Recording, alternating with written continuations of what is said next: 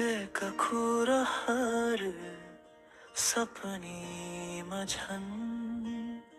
तिम्रो आवाज सुन्नी मलाई झन्झक्याउँछ। तर तिमी छैनौ मसँग, म एक्लै छु यहाँ। चाहन्छु तिमीसँग हुन, तर खोज्न जाउँ म तिमीलाई कहाँ। फर्किआऊ